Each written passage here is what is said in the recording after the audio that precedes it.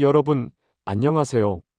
오늘 여러분과 함께 나눌 이야기는 한국 역사상 가장 드라마틱한 삶을 살았던 한 인물에 관한 것입니다. 그는 고려라는 500년 왕조를 무너뜨리고 새로운 나라를 설계했지만 정작 자신이 세운 그 나라에서 역적으로 몰려 비참한 최후를 맞이했던 사람이에요. 그의 이름은 정도전. 혹시 드라마나 영화에서 한 번쯤 들어보셨을 거예요. 1398년 음력 8월 26일, 한양의 밤은 유난히 고요했습니다. 그런데 갑자기 횃불들이 어둠을 가르며 달려오기 시작했어요. 이방원, 훗날 태종이 될 그 사람이 이끄는 무리들이었죠. 그들의 목표는 단 하나, 바로 정도전이었습니다. 조선이라는 나라를 설계한 1등 공신, 태조 이성계의 가장 가까운 참모, 그리고 어린 세자 이방석을 밀었던 정치가. 그가 그날 밤 어떻게 최후를 맞이했는지, 그리고 왜 그렇게 되어야 했는지, 오늘 이 시간 동안 여러분께 천천히 들려드리겠습니다. 그런데요, 정도전의 이야기를 시작하기 전에 먼저 여러분께 한 가지 질문을 드리고 싶어요. 만약 여러분이 능력은 출중한데 집안 배경이 좋지 않아서 아무리 노력해도 승진이 막히고 자꾸만 밀려나고 결국에는 아예 쫓겨나야 했다면 어떻게 하시겠어요? 그냥 포기하시겠어요? 아니면 아예 판을 뒤엎어버리시겠어요? 정도전은 후자를 선택한 사람이었습니다. 자, 먼저 정도전의 최후부터 이야기해 볼게요. 왜냐하면 이 장면이야말로 그의 인생 전체를 이해하는 열쇠가 되거든요. 1398년 그날 밤, 이방원의 군사들이 정도전이 있던 집을 포위했습니다. 그리고 주변 집 세 채에 불을 질렀어요. 상상해 보세요. 한밤중에 갑자기 불길이 치솟고 무장한 군사들이 집을 에워싸고 있는 상황을요. 정도전과 그의 동료들은 황급히 도망쳤습니다. 정도전은 이웃집으로 숨어들었어요. 그런데 그 집 주인이 누구였는지 아세요? 전 판사민부라는 사람이었는데 이 사람이 이방원에게 달려가서 이렇게 말합니다.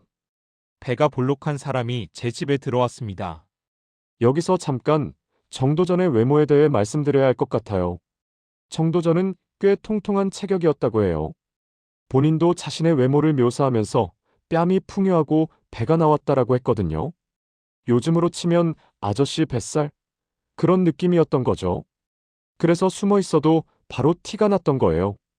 이방원은 그 사람이 정도전인 줄 바로 알아챘습니다. 그래서 부하 소근 등 4명을 보내서 잡아오라고 했죠.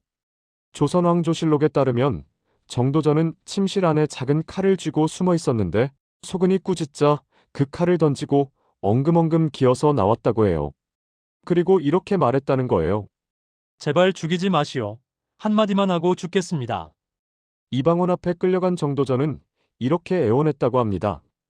태조 즉위년에 공께서 이미 저를 살려주셨으니 이번에도 살려주시지 않겠습니까? 그러자 이방원이 냉정하게 대답했어요. 내가 조선의 봉화백이 되었는데도 그걸로 부족하다고 생각했느냐? 어째서 이 지경까지 악한 짓을 저질렀느냐? 그리고 바로 목을 베라고 명령했습니다. 여러분, 이 장면을 어떻게 생각하세요? 조선왕조실록의 기록대로라면 정도전은 정말 비굴하게 목숨을 구걸하다가 처형당한 거잖아요. 그런데 말이에요. 여기서 한 가지 이상한 점이 있어요.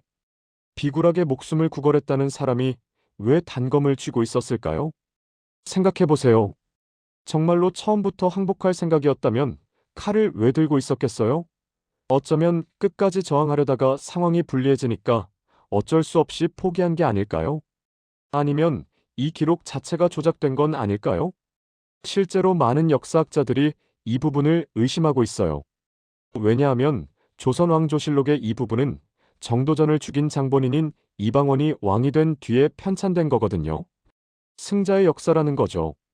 패자를 최대한 비참하고 비굴하게 묘사해서 자기 행동을 정당화하려 했을 가능성이 높다는 거예요. 게다가 다른 기록을 보면 정도전의 최후는 전혀 다른 모습이에요. 정도전의 아들 정담이 정한군에게 가서 항복하는 게 어떨까요? 라고 물었을 때 정도전은 이렇게 대답했다고 해요. 나는 이미 고려를 배반했거늘 또 이 편을 배반하고 저 편에 붙는다면 사람들이 비록 말하지 않더라도 내 스스로 마음에 부끄럽지 않겠느냐? 이게 비굴하게 목숨을 구걸할 사람의 말인가요? 전혀 아니죠. 이건 오히려 자신의 신념을 끝까지 지키겠다는 결연한 의지 아닌가요? 자, 이제 시간을 좀 거슬러 올라가 볼게요. 정도전이 어떻게 해서 조선이라는 나라를 세우는 데까지 이르게 됐는지 말이에요. 1383년의 어느 날, 정도전은 함경도로 향했습니다. 그곳에는 고려 최고의 무장, 이성계가 있었거든요. 황산대첩으로 왜구를 물리치고 국민적 영웅이 된 바로 그 사람이요. 정도전은 이성계의 군영을 찾아갔어요. 그리고 이성계의 군대를 보고 깊은 감명을 받았죠. 호령이 엄숙하고 군대가 정제되어 있었습니다. 질서정연하고 강력한 군대였어요. 정도전은 이성계에게 슬쩍 다가가서 은밀히 속삭였습니다. 훌륭합니다. 이 군대로 무슨 일인들 성공하지 못하겠습니까? 여러분, 이게 무슨 뜻인지 아시겠어요? 표면적으로는 그냥 군대가 훌륭하다는 칭찬이지만 사실은 이 군대면 뭐든지 할 수 있다는 암시였던 거예요. 그 무슨 일이 뭐냐고요? 바로 역성혁명이죠. 왕조를 바꾸는 거요. 이성계는 이 말의 의미를 정확히 파악했어요. 그래서 시침이 뚝 떼고 물었죠. 무엇을 이루는 것인가? 정도전은 일단 물러서면서 이렇게 대답했습니다. 왜구를 동남방에서 치는 것을 이릅니다. 겉으로는 외구 토벌 이야기를 한 거지만 둘 다 속마음은 알고 있었던 거예요. 요즘으로 치면 뭐랄까, 처음 만난 자리에서 대놓고 야, 우리 사업 하나 같이 하자, 대박. 나는 거 이렇게 말할 순 없으니까 서로 암묵적으로 눈빛을 교환한 거죠. 그날 군영 앞에는 늙은 소나무 한 그루가 있었어요. 정도전은 그 소나무 껍질을 벗기고 실을 새겼습니다. 아득한 세월 한 주에 소나무 몇만 겹이 청산해서 생장하였네. 다른 해에 서로 볼 수 있을런지. 인간은 살다 보면 문득 지난 일이네. 이게 무슨 뜻일까요? 우리 다음에 또 만날 수 있을지 모르겠지만 나중에 다시 보자는 의미였어요. 사실상 나 당신과 큰일 도모하고 싶어요라는 프러포즈였던 거죠. 그런데 여기서 궁금한 점이 생기죠. 정도전이 왜 굳이 이성계를 찾아갔을까요? 당시 정도전의 상황이 어땠길래? 정도전은 1342년 경상도 봉화군에서 태어났습니다. 본관은 봉화정씨고 봉화지방에서 대대로 호장을 세습해온 호족 집안이었어요. 아버지 정운경은 1350년대에 중앙관료가 되어 개경에서 벼슬살이를 시작했죠. 그런데 문제가 하나 있었어요. 바로 정도전의 외가 쪽이었습니다. 조선왕조실록의 기록에 따르면 정도전의 외조부의 장인, 그러니까 정도전의 외증조부가 되는 김진이라는 사람이 한때 중이었는데 종수의 아내를 몰래 간통해서 딸을 하나 낳았다고 해요. 그 딸이 바로 정도전의 외조모였던 거죠. 즉, 정도전의 외조모가 노비 출신이라는 거예요. 이게 사실이라면 정도전은 소위 서출 비슷한 신분적 결함을 가진 셈이에요. 고려와 조선시대에는 이런 출신 성분이 평생 따라다녔거든요. 아무리 능력이 출중해도 저 사람 집안이 좀 하는 소리가 나오면 출세에 큰 지장이 생겼어요. 그런데 말이에요. 이 기록도 논란이 있어요. 왜냐하면 정도전의 아버지 정운경의 행장에는 외조부의 이름이 우연으로 적혀 있는데 실록에서는 우연으로 적어서 한자가 다르거든요. 일부 학자들은 이것도 이방원 세력이 정도전을 깎아내리기 위해 조작한 거라고 주장해요. 하지만 어쨌든 당시에는 이런 소문이 돌았고 이게 정도전의 발목을 잡았던 건 사실이에요. 특히 우연보라는 사람의 집안이 이 소문을 퍼뜨리는데 앞장섰다고 하는데 나중에 정도전이 권력을 잡고 나서 우연보 집안을 철저하게 응징한 것도 이런 악연 때문이었어요. 여러분 상상해보세요. 아무리 공부를 열심히 해서 과거에 합격하고 능력을 인정받아도 저 사람 외조모가 노비 출신이래라는 소문 때문에 계속 밀리는 거예요. 얼마나 억울하고 분했겠어요? 이게 바로 정도전이 기존 체제에 대해 분노하게 된 원인 중 하나였을 거예요. 4. 짝짝이 신발로 출근한 사나이 정도전의 특이한 성격. 잠깐 여기서 정도전의 성격에 대해 좀 이야기해 볼게요. 역사책에서 그려지는 정도전은 냉철한 지성과 강직함을 지닌 혁명가의 이미지잖아요. 그런데 실제로는요, 좀 의외의 면이 있었어요. 먼저 정도전은 상당히 감정적이고 덜렁대는 성격이었다고 해요. 이성계가 나이가 들어 문득 불쌍해 보이거나 안쓰러워 보이면 자리를 가리지 않고 어린아이처럼 대성통곡했다는 기록이 있어요. 요즘으로 치면 회사 회식 자리에서 사장님 보고 갑자기 울음을 터뜨리는 임원 같은 느낌이랄까요? 그리고 유명한 일화가 있어요. 어느 날 정도전이 신발을 짝짝이로 신고 외출을 했대요. 말을 몰고 가던 하인이 대감, 서로 다른 신발을 신고 나오셨습니다라고 지적했더니 정도전이 뭐라고 했는지 아세요? 상관없다. 이렇게 말을 타고 가면 오른쪽으로 지나가는 사람은 오른쪽 신발만 볼 것이고 왼쪽으로 지나가는 사람은 왼쪽 신발만 볼 테니까. 그러면서 웃으며 그대로 짝짝이 신발로 갔대요. 이게 덜렁대는 건지 대범한 건지 헷갈리는데요. 어쨌든 작은 일에 연연하지 않는 성격이었던 건 분명해요. 또 하나, 정도전은 술에 취하면 아주 재미있는 말을 하곤 했어요. 대표적인 게 이거예요. 한나라 고조가 장자방을 쓴 것이 아니라 장자방이 한나라 고조를 쓴 것이다. 이게 무슨 말이냐면요. 한나라를 세운 유방이 명참모 장량을 등용한 게 아니라 사실은 장량이 유방이라는 도구를 이용해서 천하를 평정한 거라는 뜻이에요. 그리고 이 비유에서 장량은 바로 정도전 자신이고 유방은 이성계라는 거죠. 다시 말해서 이성계가 나를 쓴 게 아니라 내가 이성계를 이용해서 새 나라를 세운 거다라는 거예요. 취중진담이라고 하잖아요. 술에 취해서 이런 말을 했다는 건 속으로는 자신이 진짜 주인공이라고 생각했다는 뜻일 수도 있어요. 물론 실록에는 그렇지만 임금이 그의 청을 다 들어주지는 않았다라는 기록도 따라붙어 있어서 정도전이 자기 과대평가를 했다는 뉘앙스를 풍기고 있긴 해요. 그런데 생각해보면 이런 성격이 결국 정도전의 비극으로 이어진 것 같기도 해요. 너무 자기 확신이 강하고 타협을 모르고 자기가 옳다고 생각하면 끝까지 밀어붙이는 성격. 이게 혁명을 성공시키는 데는 필요한 자질이었지만 혁명 후에 조정을 운영하는 데는 독이 됐던 거죠. 정도전과 이성계의 관계는 정말 독특했어요. 단순한 군신 관계를 넘어서 거의 수어지교, 물과 물고기 같은 관계였다고 할 수 있죠. 이성계는 왕이 된 후에도 정도전에게 굉장히 친근하게 대했어요. 한 번은 한양 천도 후에 연회가 열렸는데 그 자리에서 정도전이 지은 노래가 연주됐어요. 정도전이 태조의 무공을 찬양하며 지은 무공곡과 태조의 문덕을 찬양하며 지은 문덕곡이었죠. 이 노래들이 연주되자 이성계가 정도전에게 이렇게 말했대요. 이거 내가 지은 노래니까 당장 일어나서 춤 좀 춰봐. 그래서 정도전이 일어나서 춤을 췄는데 이성계가 거기서 그치지 않고 정도전의 웃옷을 벗기고 춤을 추게 했다는 거예요.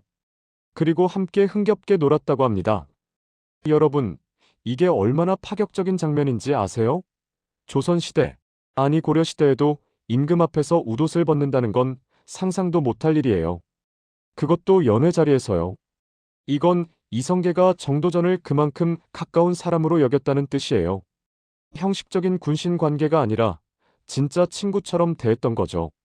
또 한 번은 이성계가 맷자리를 찾으러 돌아다닐 때 정도전이 수행했는데 노년이 되어 죽음을 준비하는 이성계를 보면서 정도전이 눈물을 흘리며 이렇게 말했대요. 오늘날 맷자리를 잡으러 다니시는 것을 보니 슬픔을 금치 못하겠나이다. 이게 그냥 형식적인 아첨이 아니라 진심에서 우러나온 말이었던 것 같아요. 정도전은 이성계를 진심으로 존경하고 따랐고 이성계도 정도전을 진심으로 아꼈던 거죠. 그래서 나중에 왕자의 난이 일어나서 정도전이 죽었다는 소식을 들었을 때 이성계가 뭐라고 했는지 아세요? 나의 원혼을 죽였구나.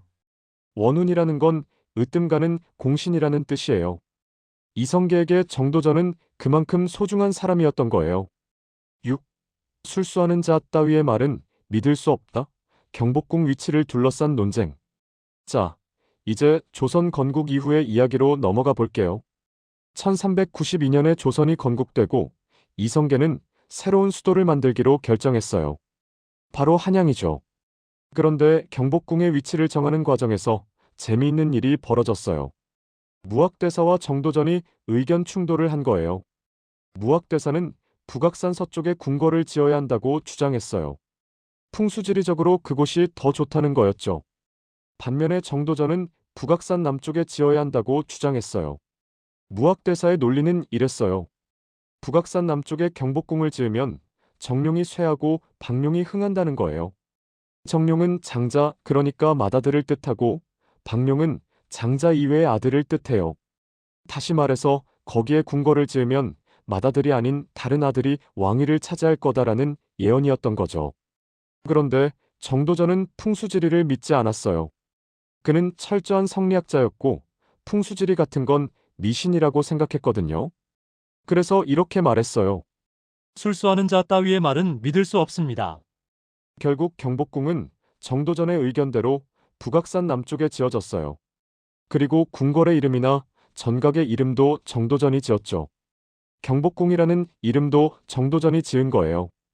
그런데 재미있는 건요. 무학대사의 예언이 실제로 맞아떨어졌다는 거예요. 이성계의 맏아들은 이방우였는데 왕위는 결국 다섯째 아들 이방원이 차지했잖아요. 게다가 이방원은 정도전을 죽이고 왕위에 올랐고요. 어쩌면 무학대사가 정말로 미래를 예견한 게 아닐까 하는 생각이 들기도 해요. 물론 이건 야사이고 정도전 본인은 풍수지리를 전혀 믿지 않았어요. 그는 실록에서도 신은 술수 따위는 배우지 않아서 잘 모릅니다라고 직접 말했거든요. 7. 젊은 시절의 정도전 불의에 타협하지 못한 강직한 청년. 다시 시간을 거슬러 올라가서 젊은 시절의 정도전 이야기를 해볼게요. 정도전은 어린 시절 개경에서 이재현의 문화에서 수학했어요. 그리고 이색과 교류하면서 이색의 문화에서 정몽주, 이숭인, 하륜 등 당대의 수재들과 함께 유학을 공부했죠. 1360년에 국자감시에 급제했고 1362년에 문과에서 22위로 급제했어요. 과거에 급제한 후 정도전은 신진사대부로서 공민왕의 총애를 받기도 했어요. 그런데 공민왕이 시해당하고 나서 상황이 급변했죠.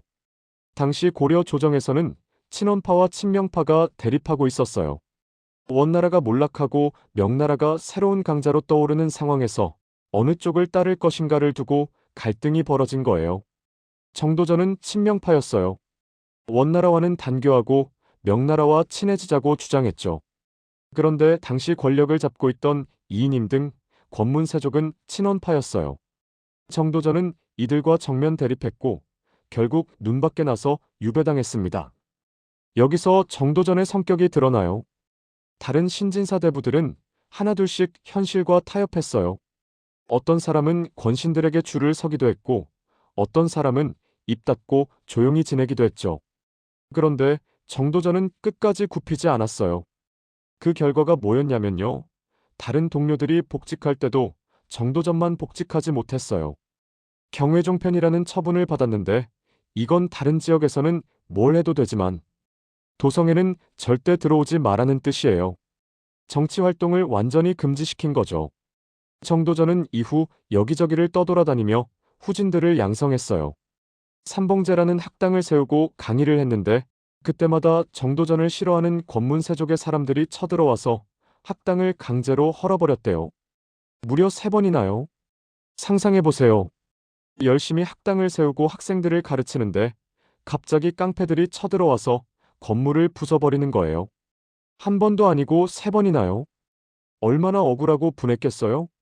이런 경험들이 정도전을 더욱더 급진적으로 만들었던 것 같아요.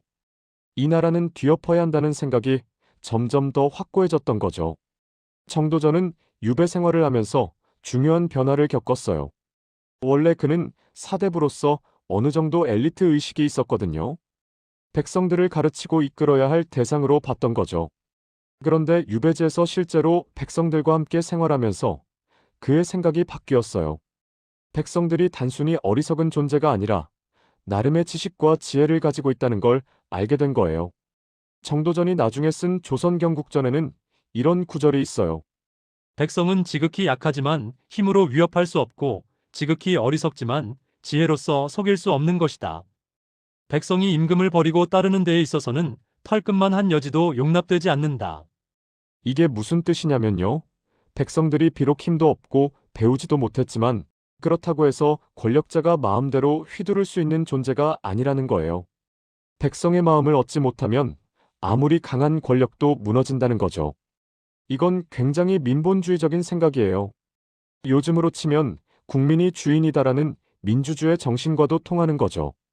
물론 정도전이 현대적 의미의 민주주의자는 아니었지만 당시 기준으로는 상당히 진보적인 사상이었어요. 유배 생활의 또 다른 영향은 정도전이 실용주의적으로 변했다는 거예요.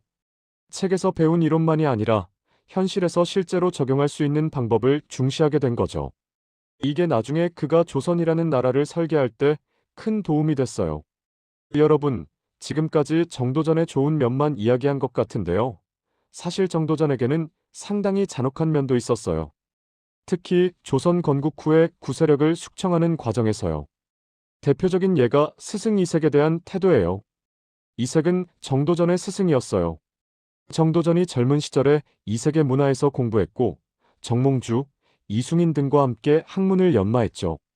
그런데 조선 건국 후 이색은 고려에 대한 충성을 버리지 않았어요. 새 왕조를 인정하지 않은 거죠. 정도전은 이런 이색을 가만두지 않았어요. 이색이 유배를 갔을 때 정도전이 어디로 보내자고 했는지 아세요? 자연도라는 외딴 섬이었어요. 경기도 개정사인 허주라는 관리가 자연도에는 사람이 없습니다라고 난색을 표하자 정도전이 뭐라고 했냐면요. 섬에 귀양 보내자는 것은 바로 바다에 밀어넣자는 것이다. 바다에 밀어넣는다는 게 뭐예요? 죽이겠다는 거잖아요. 스승을 죽이겠다고 한 거예요. 다행히 이때는 태조 이성계가 그건 너무하다면서 이색을 육지로 유배 보내게 했어요. 하지만 정도전이 스승에게 그렇게까지 잔인할 수 있었다는 건 충격적이에요. 정도전의 또 다른 동문인 이숭이는 더 비참했어요. 이숭이는 유배지에서 정도전이 보낸 사람에게 맞아 죽었다고 전해져요. 이건 장살, 그러니까 몽둥이로 때려서 죽인 거예요. 물론 이 기록들도 정도전을 폄하하려는 의도로 과장되었을 가능성이 있어요.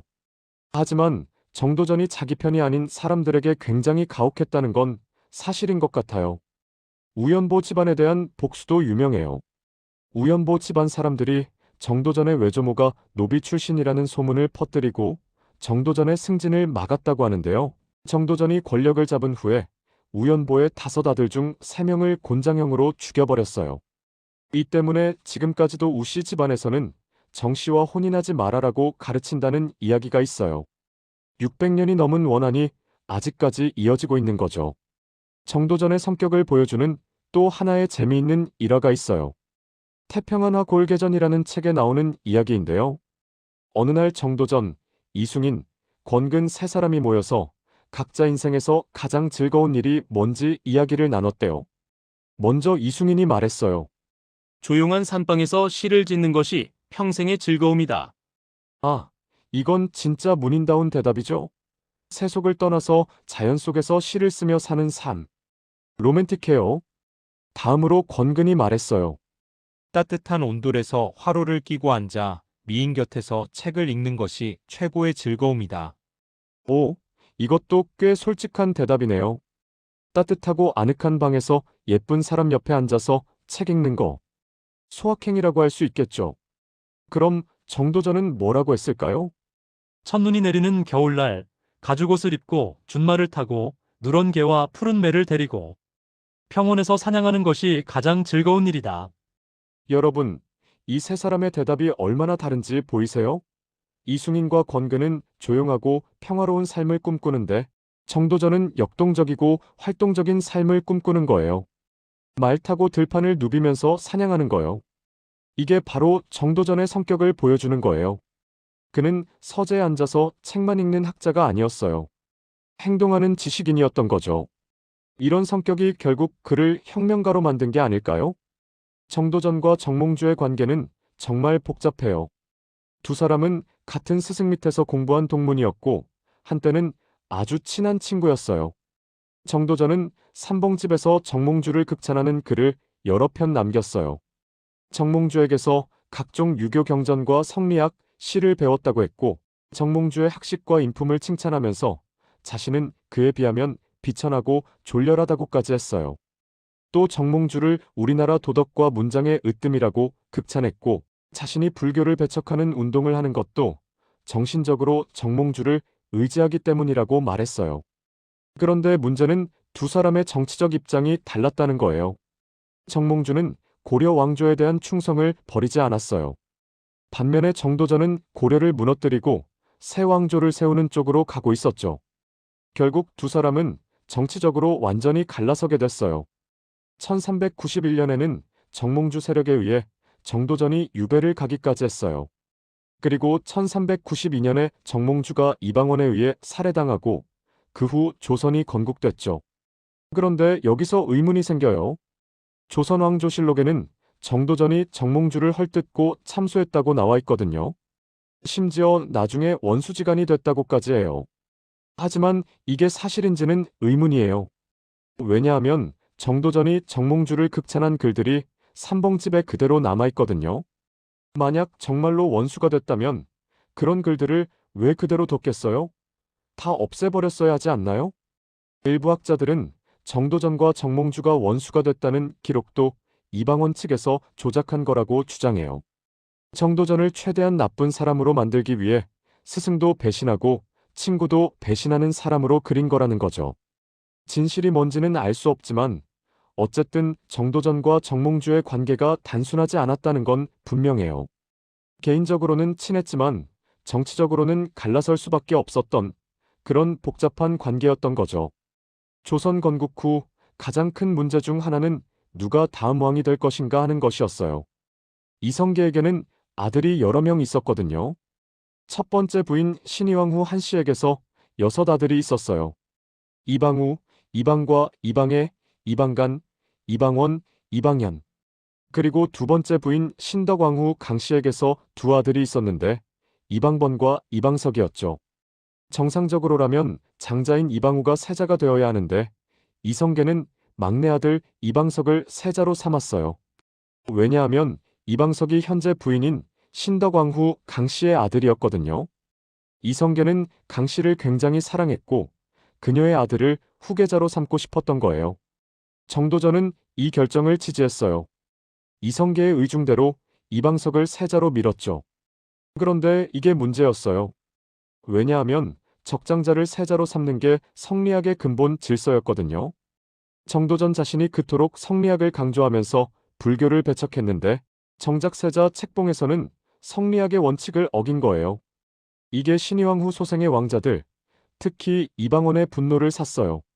이방원은 조선 건국 과정에서 큰 공을 세웠지만 세자 자리는 어린 이복 동생에게 돌아간 거잖아요. 얼마나 억울했겠어요? 게다가 정도전은 사병혁파를 추진했어요. 왕자들과 공신들이 개인적으로 거느리고 있던 군대를 국가에 귀속시키겠다는 거였죠. 명목상으로는 국가의 안정을 위한 것이었지만 실질적으로는 왕자들의 힘을 빼앗겠다는 거였어요. 이방원 입장에서 보면 세자 자리도 빼앗기고 군사력도 빼앗기는 상황이었어요. 가만히 있으면 완전히 무력화될 거라는 위기감을 느꼈을 거예요. 결국 이게 제1차 왕자의 난의 원인이 됐어요. 이방원은 외가의 사병을 동원해서 쿠데타를 일으켰고 정도전과 남은 그리고 세자 이방석까지 모두 죽였죠. 정도전이 사병혁파를 제대로 완료했더라면 이런 일은 안 벌어졌을 거예요. 하지만 사병혁파가 완전히 이루어지기 전에 이방원이 먼저 움직인 거죠. 아이러니하게도 정도전이 사병혁파를 추진한 것 자체가 필요성을 증명한 셈이에요. 사병이 남아있었기 때문에 쿠데타가 가능했던 거니까요. 정도전이 추진했던 또 하나의 논란거리는 요동정벌이에요. 당시 조선과 명나라의 관계는 좋지 않았어요. 표전문 사건이라는 게 있었는데 조선에서 명나라에 보낸 외교 서한에 문제가 있다면서 명나라 황제 주원장이 크게 화를 낸 거예요. 심지어 정도전을 중국으로 압송하라고까지 요구했어요. 이런 상황에서 정도전은 요동정벌을 계획했어요. 요동지역, 그러니까 지금의 만주 남부 지역을 공격하겠다는 거였죠. 이게 정말 가능한 계획이었을까요? 많은 학자들은 회의적이에요. 당시 명나라는 동아시아 최강국이었고 조선은 이제 막 건국된 신생국이었거든요. 명나라와 정면 대결을 하면 질 수밖에 없었어요. 그래서 일부 학자들은 정도전의 요동정벌 계획이 진짜로 전쟁을 하려던 게 아니라 다른 목적이 있었다고 주장해요. 첫 번째 가능성은 명나라에 대한 경고 메시지였다는 거예요. 우리도 가만히 있지 않겠다는 의지를 보여줘서 명나라의 압박을 줄이려 했다는 거죠. 두 번째 가능성은 군제 개혁을 위한 명분이었다는 거예요. 전쟁 준비를 명분으로 사병을 혁파하고 국가 군대로 통합하려 했다는 거죠. 하지만 조준 같은 다른 개국 공신들은 요동정벌에 강력히 반대했어요. 조준은 이렇게 말했어요. 백성이 토목공사에 시달려서 원망이 극에 달했고 군량도 부족합니다. 그 원망하는 백성을 거느리고 가서 어떻게 이를 성취할 수 있겠습니까? 현실적인 반론이었죠. 조준은 심지어 이렇게까지 말했어요. 만약 제가 각하와 함께 병력을 이끌고 요동을 정벌한다면 그들이 우리를 흘겨본 지가 오래되었는데 어찌 명령에 따르겠습니까? 저는 요동에 도착하기도 전에 망하게 될까 걱정됩니다. 결국 요동정벌은 실행되지 않았어요. 그리고 이 일이 있은 지 17일 후에 왕자의 난이 일어나서 정도전은 죽임을 당했죠. 정도전과 조준은 함께 조선을 건국한 동지였어요. 과전법을 추진하고 고려의 구세력을 몰아내고 새 나라의 기틀을 만드는데 함께 힘을 썼죠. 그런데 조선 건국 후에 두 사람의 관계가 틀어졌어요. 가장 큰 이유는 요동정벌 문제였죠. 정도전은 요동정벌을 밀어붙이려 했고 조준은 강력히 반대했어요. 조준의 입장에서는 막 세운 나라를 무리한 전쟁으로 망하게 할 수 없다는 거였고 정도전의 입장에서는 명나라의 압박에 굴복할 수 없다는 거였죠. 두 사람의 갈등은 점점 심해졌어요. 정도전과 함께했던 남은도 조준을 대놓고 비판했어요. 개국 공신들 사이에 균열이 생긴 거죠. 이게 왜 중요하냐면요. 왕자의 난이 일어났을 때 조준이 정도전 편을 들지 않았거든요. 만약 개국 공신들이 단합해서 이방원에 맞섰다면 결과가 달라졌을지도 몰라요. 하지만 조준은 정도전을 적극적으로 구하려 하지 않았어요. 물론 조준도 나중에 이방원에게 불이익을 당하기는 했어요. 이방원이 왕이 된 후에 조준의 정치적 영향력을 견제했거든요. 하지만 그래도 정도전처럼 죽임을 당하지는 않았죠. 정도전의 비극 중 하나는 동지들과의 관계를 잘 유지하지 못했다는 거예요. 그의 과격하고 타협을 모르는 성격이 문제였던 거죠. 혁명을 일으킬 때는 그런 성격이 필요했지만 혁명 후에 나라를 안정시키는 데는 오히려 독이 됐어요. 잠깐 무거운 이야기가 계속됐는데요. 좀 가벼운 이야기를 하나 해볼게요. 충청북도 단양에 가면 도담산봉이라는 명승지가 있어요. 강 한가운데에 세 개의 봉우리가 솟아있는 아름다운 곳이에요. 그런데 이 도담산봉의 정도전과 관련된 재미있는 설화가 있어요. 설화에 따르면 도담산봉은 원래 강원도 정선에 있던 산봉산이었대요. 그런데 어느 해 큰 홍수가 나서 그 산이 떠내려와 지금의 단양에 자리 잡게 됐다는 거예요. 그래서 정선군에서 단양군에 요구를 했대요. 그 산은 원래 우리 거니까 세금을 내라. 그때 소년이었던 정도전이 이렇게 대응했다고 해요. 우리가 갖고 싶어서 갖고 온 것도 아니고 오히려 물길이 막혀서 피해를 보고 있습니다. 정성군에서 도로 가져가세요. 이 말에 정선군 사람들이 할 말을 잃었고 결국 세금을 안 내도 됐다는 거예요. 물론 이건 설하니까 실제로 있었던 일인지는 알 수 없어요. 하지만 어린 시절부터 말빨이 좋았다는 걸 보여주는 이야기죠. 그리고 정도전의 호가 삼봉인 것도 이 도담 삼봉에서 유래했다는 설이 있어요. 정도전의 대표 저서 중 하나는 불시잡변이에요. 이 책에서 정도전은 불교를 신랄하게 비판했어요. 당시 고려는 불교 국가였어요. 사찰이 엄청난 권력과 재산을 가지고 있었고 승려들이 정치에도 개입했죠. 국고가 사찰 건설에 탕진되고 백성들은 사찰에 바칠 세금 때문에 고통받았어요. 정도전은 이런 불교의 폐단을 지적하면서 불교의 교리 자체도 잘못됐다고 주장했어요. 윤회설이나 지옥설 같은 것들을 비판했죠. 불시잡변에 이런 대목이 있어요. 어느 승려가 정도전에게 물었대요. 만일 지옥이 없다면 사람이 무엇이 두려워서 악한 짓을 안 하겠습니까? 정도전이 대답했어요. 군자가 선을 좋아하고 악을 미워하는 것은 마음속에서 우러나오는 것이지 무엇을 위해서 하는 것이 아닙니다. 한 번이라도 악명이 있게 되면 마치 시장에서 종아리를 맞는 것처럼 부끄러워하니 어찌 지옥이 두려워서 악한 짓을 안 한다고 하겠습니까? 이건 굉장히 유교적인 답변이에요. 선한 일은 내면의 도덕성에서 나오는 거지 지옥이 무서워서 하는 게 아니라는 거죠. 그런데 재미있는 건요. 정도전이 이렇게 불교를 비판하면서도 실제로는 승려들과 교류했다는 거예요. 삼봉집에 보면 승려들과 어울리고 절에서 논일고 승려에게 시를 써준 기록들이 있거든요. 이게 위선인가요? 꼭 그렇게 볼 것만은 아닌 것 같아요. 정도전이 비판한 건 부패한 불교 체제이지 개인 승려들과의 교류는 별개였을 수도 있어요. 마치 교회의 부패를 비판하면서도 개인적으로 신앙심 깊은 신부와는 친하게 지낼 수 있는 것처럼요. 아니면 정치적 목적으로 불교를 비판한 거였을 수도 있어요. 세왕조가 고려와 확실히 다르다는 걸 보여주기 위해서 불교를 공격했던 거죠. 정도전이 남긴 가장 중요한 업적 중 하나는 조선 경국전이에요. 이건 말 그대로 조선이라는 나라의 설계도였어요. 정도전은 이 책에서 왕의 역할, 재상의 역할, 각 관청의 기능, 법과 제도 등을 체계적으로 정리했어요. 조선이 어떤 나라여야 하는지, 어떻게 운영되어야 하는지를 그린 청사진이었죠. 가장 유명한 건 재상 중심의 정치 체제예요. 정도전은 왕이 모든 것을 결정하는 게 아니라 현명한 재상이 실질적인 국정을 이끌어야 한다고 주장했어요.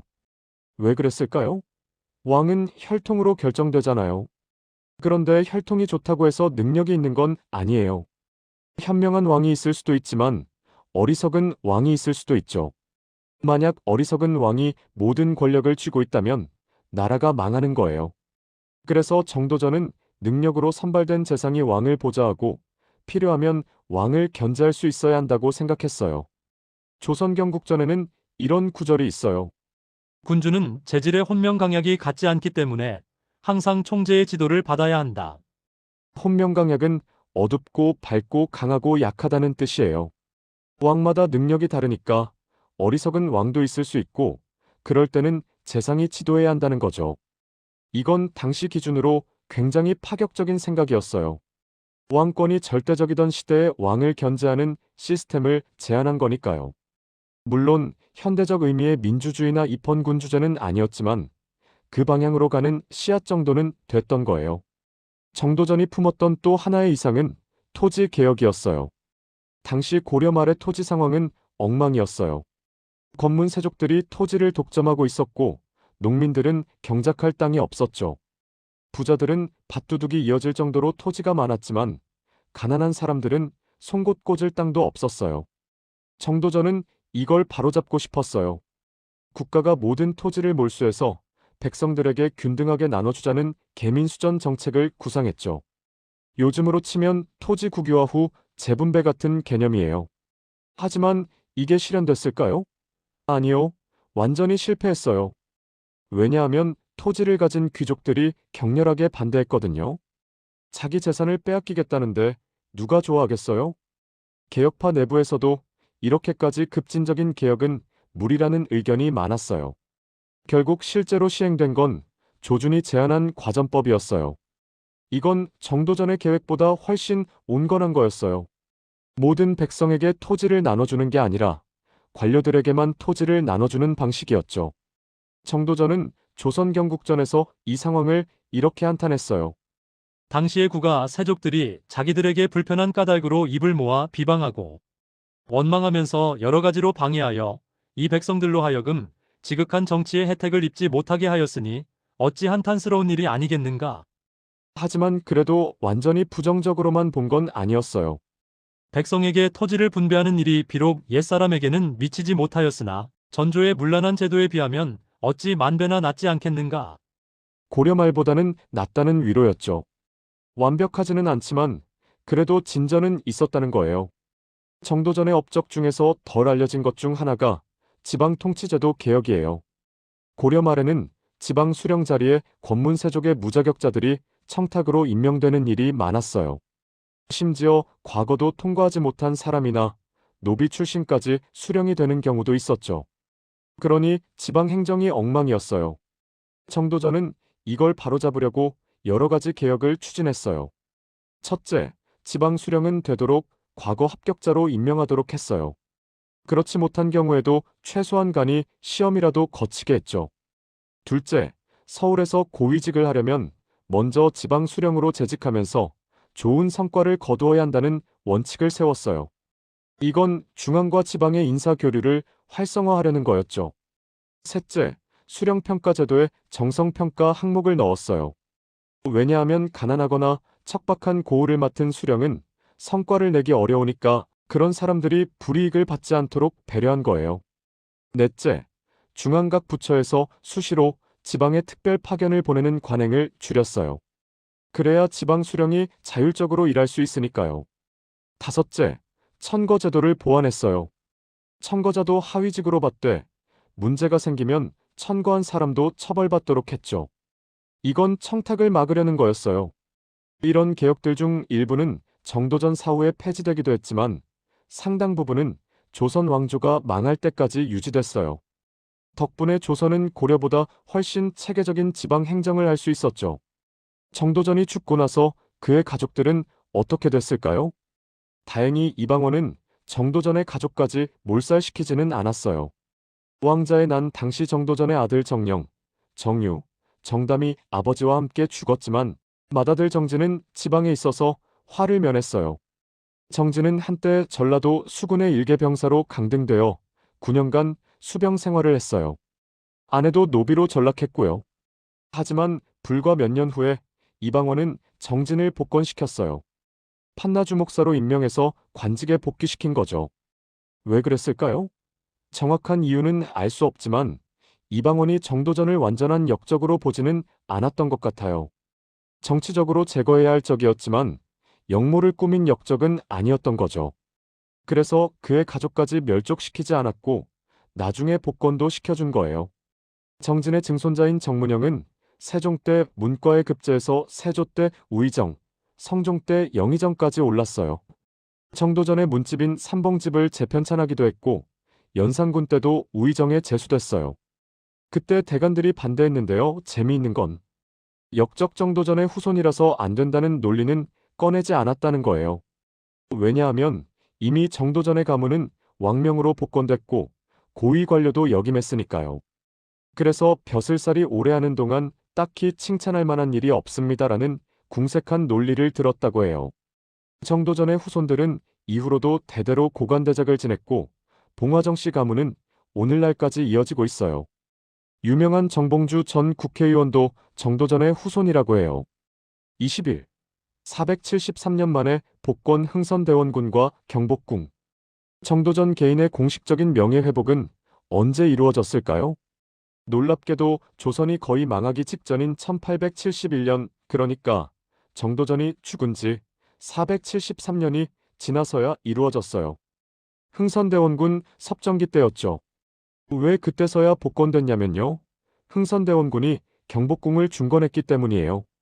경복궁은 정도전이 설계에 참여한 궁궐이잖아요. 경복궁을 다시 짓는데 그 설계자를 역적으로 두는 건 이상하잖아요. 그래서 흥선대원군은 정도전을 사면하고 시호를 내리고 제사를 지내게 했어요. 시호는 문헌이었어요. 그리고 후손들도 예우했죠. 물론 그전에도 정도전이 완전히 금기시됐던 건 아니에요. 15세기 중반부터 일부 사대부들은 정도전을 선유, 그러니까 앞선 유학자로 존경했어요. 삼봉집도 계속 출간됐고 조정의 중신들이 서문을 써주기도 했어요. 하지만 공식적으로는 여전히 논란이 있는 인물이었어요. 왜냐하면 정도전은 유학 국가를 만드는 데 기여한 사람이지만 동시에 충성이라는 유학의 가장 중요한 덕목을 저버린 사람이기도 했으니까요. 고려 왕조를 무너뜨린 건 역성혁명이잖아요. 그래서 조선시대 내내 정도전에 대한 평가는 이중적이었어요. 그의 업적은 인정하지만 완전히 긍정할 수는 없다는 분위기였죠. 여러분, 정감록이라는 책 들어보셨어요? 조선 후기에 떠돌던 예언서인데요. 이씨 왕조가 망하고 정씨가 새 왕조를 세운다는 내용이 담겨 있어요. 그런데 일부에서는 정도전이 정감록의 저자라고 주장하기도 해요. 물론 이건 사실이 아니에요. 정감록은 영조, 정조 시기에 형성된 것으로 보이거든요. 정도전이 죽은 지 400년도 더 지난 뒤에요. 하지만 왜 정도전이 저자로 지목됐을까요? 몇 가지 이유가 있어요. 첫째, 정도전이 경복궁의 위치를 잡는 등 풍수도참에 능통한 인물로 민중에게 알려졌기 때문이에요. 실제로 정도전은 풍수지리를 믿지 않았지만 경복궁 설계에 참여했다는 것만으로 그런 이미지가 생긴 거죠. 둘째, 정도전이 조선 왕조에 의해 죽임을 당한 패배자였기 때문이에요. 민중들은 종종 패배자에게 신비로운 능력을 부여하곤 해요. 정도전도 그런 케이스였던 거죠. 셋째, 성이 정씨이기 때문이에요. 정감록은 정씨가 새왕조를 세운다는 예언인데 정도전의 성도 정이잖아요. 그래서 연결시킨 거예요. 어쨌든 이건 역사적 사실이 아니라 후대에 만들어진 전설이에요. 정도전 본인은 술수 따위는 배우지 않았다고 직접 말했으니까요. 조선 중기의 문인 허균이 정도전을 현인이라고 칭찬하고 다녔다는 이야기가 있어요. 심지어 허균을 탄핵하는 상소에 이 내용이 들어가기도 했죠. 허균은 한평생 정도전을 흠모하여 항상 현인이라고 칭찬하였으며 동인시문을 뽑을 때에도 정도전의 시를 가장 먼저 썼다. 그런데 이게 사실일까요? 허균은 이 상소에 대해 해명을 했어요. 자신은 정도전을 좋아하지 않고 오히려 정몽주의 집에 들렀을 때 정도전을 극력 배척하는 시를 썼다고요. 또 자신의 문집에 정도전과 권근을 배척하는 글을 수록했다고도 했어요. 그러니까 허균은 정도전을 존경한 게 아니라 비판했다는 거예요. 탄핵 상소가 거짓이었던 거죠. 하지만 정도전의 시를 시집에 넣은 건 사실이었어요. 허균은 그건 국초의 인물이어서 넣었을 뿐이라고 변명했지만 어쨌든 정도전의 시를 인정할 만한 가치가 있다고 생각했던 건 사실인 것 같아요. 허균과 정도전, 두 사람 다 기존 체제의 반기를 든 혁명적 성향의 인물이라는 공통점이 있어요. 허균은 홍길동전을 썼고 역모 혐의로 처형당했죠. 어쩌면 허균이 정도전에게서 자신의 모습을 봤을 수도 있어요. 24. 그날의 삼봉에게 진익이가 남긴 조시. 정도전이 죽었을 때 한 사람이 그의 죽음을 애도하는 시를 남겼어요. 진익이라는 사람이었죠. 시우 만나 나라 열자 밝은 임금 만났으니 장생전에 얼굴 그려 으뜸가는 공이었네. 하나노니 그 당년에 나라 근본 바르지 못했음에 태산 같은 공업이 뜬구름과 같구나. 이 시의 제목은 곡 정삼봉 정도전을 곡한다는 뜻이에요. 시의 내용을 풀이하면 이래요. 좋은 때를 만나서 나라를 세우는데 공을 세워 으뜸가는 공신이 됐는데 나라의 근본 세자를 말함을 바로 세우지 못한 게 한이 된다는 거예요. 그래서 태산 같은 공이 뜬구름처럼 허사가 되었다는 거죠. 이 시는 조선 성종 때 왕명으로 편찬된 동문선에 실려 있어요. 조선 왕조의 공식 문서 모음집에 실렸다는 건 이 시가 공인됐다는 뜻이에요. 다시 말해서 조선 조정에서도 정도전의 공은 인정했다는 거예요. 잘못은 세자 책봉 문제 하나뿐이었고 나머지는 대단한 공로였다고 본 거죠. 이 시를 쓴 진익이가 누군지는 잘 알려져 있지 않아요. 하지만 정도전이 죽은 후에도 그를 애도하는 사람이 있었고 그 시가 공식 문헌에 실렸다는 건 의미가 있어요. 정도전이 완전히 버림받은 역적은 아니었다는 증거니까요. 정도전은 현대에 와서 다양한 드라마와 영화에서 다루어졌어요. 가장 유명한 건 1996년 KBS 드라마 용의 눈물에서 김은기가 연기한 정도전이에요. 이 드라마에서 정도전은 혁명가로 재조명됐고 실록의 비굴한 최후와 달리 영웅적인 죽음을 맞는 것으로 각색됐어요. 이방원에게 이제 편히 쉬게 해주게 조카라고 말한 후 절명시를 읊는 장면은 정말 명장면이었죠. 2014년 KBS 드라마 정도전에서는 조재현이 정도전을 연기했어요. 이 드라마는 정도전의 일대기를 정면으로 다룬 작품으로 그의 성장과 혁명, 그리고 비극적 최후를 상세하게 그렸죠. 2015년 SBS 드라마 육룡이 나르샤에서는 김명민이 정도전을 연기했어요. 이 드라마에서도 정도전은 민본주의를 이상으로 삼은 조선의 설계자로 묘사됐어요. 반면에 부정적으로 그려진 작품도 있어요. 2012년 SBS 드라마 대풍수에서는 백승현이 연기한 정도전이 전형적인 간신배로 나왔고 2014년 영화 해적 바다로 간 산적에서도 안내상이 연기한 정도전이 별 볼 일 없는 악역으로 등장했어요. 이렇게 같은 인물인데도 작품마다 완전히 다르게 그려지는 이유가 뭘까요? 정도전이 그만큼 복잡한 인물이기 때문이에요. 혁명가이면서 동시에 권력자였고 이상주의자이면서 동시에 현실 정치가였어요. 영웅으로 볼 수도 있고 악인으로 볼 수도 있는 인물이죠. 26. 평택의 문헌사 정도전을 기리는 곳. 정도전의 무덤은 어디에 있을까요? 안타깝게도 정도전의 진짜 무덤은 실전됐어요. 이방원이 왕자의 난을 일으켜 정도전을 죽일 때 시신을 제대로 수습하지 못했기 때문이에요. 1989년에 한양대학교에서 과천현 동쪽에 있는 오래된 무덤을 발굴했는데 정도전의 무덤으로 추정되는 무덤이 발견됐어요. 무덤 내부에서 질 좋은 백자들이 발견됐고 목관에서 머리만 있는 유골이 나왔어요. 몸통 없이 머리만 있었다는 건 참수당한 사람이라는 뜻이죠. 무덤의 규모는 조선 개국 1등 공신치고는 너무 초라했지만 부장품의 질이나 유골의 상태로 볼 때 정도전일 가능성이 높았어요. 하지만 결정적인 증거인 치석이 없었어요. 도굴꾼들이 가져갔을 수도 있죠. 그래서 문중에서는 일단 그 유골을 감효에 모시기로 했어요. 정도전이 아니더라도 어쨌든 오래전에 돌아가신 조상이라면서요. 현재 정도전의 감효와 사당문원사는 경기도 평택시 진이면 은산리에 있어요. 산대마을이라는 곳인데 정도전의 후손인 봉화정씨 집성촌이에요. 정도전 기념관도 이곳에 있죠. 에필로그 조선은 정도전의 나라였을까? 여러분, 오늘 정도전의 이야기를 들으시면서 어떤 생각이 드셨나요? 정도전은 분명 조선 건국의 1등 공신이었어요. 새 나라의 청사진을 그렸고 경복궁을 설계했고 법과 제도를 정비했죠. 조선의 설계자라는 평가는 결코 과장이 아니에요. 하지만 동시에 그는 비극적인 인물이기도 해요. 자신이 세운 나라에서 쫓겨나듯 죽임을 당했고 473년 동안 공식적으로 복권되지 못했으니까요. 재미있는 건요. 정도전을 죽인 이방원이 결국 정도전의 정책 상당 부분을 시행했다는 거예요. 사병 혁파도 했고 재상 중심의 의정부 서사제도 나중에 세종 때 시행됐죠. 정도전의 적이었지만 정도전의 아이디어는 받아들인 거예요. 어쩌면 조선은 정도전의 나라였을 수도 있어요. 그가 그린 청사진 위에 세워진 나라였으니까요. 하지만 동시에 정도전 자신은 그 나라에서 버림받은 사람이기도 했어요. 참 아이러니하죠. 마지막으로 정도전이 자신의 삶을 돌아보며 썼다는 시 한 편을 읽어드릴게요. 절명시인지 아닌지는 학자들 사이에서 논란이 있지만 어쨌든 그의 심정이 담긴 시예요. 마음을 보존하고 성찰하기에 한결같이 공력을 다 기울여 책 속 성현의 말씀 저버리지 않았다네.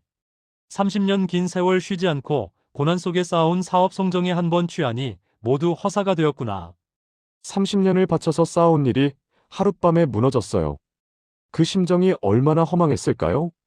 하지만 역사는 정도전을 잊지 않았어요.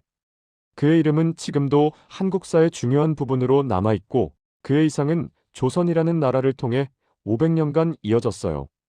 오늘 이야기는 여기까지입니다. 정도전, 조선을 설계한 혁명가의 빛과 그림자. 여러분은 그를 어떤 인물로 기억하시겠어요?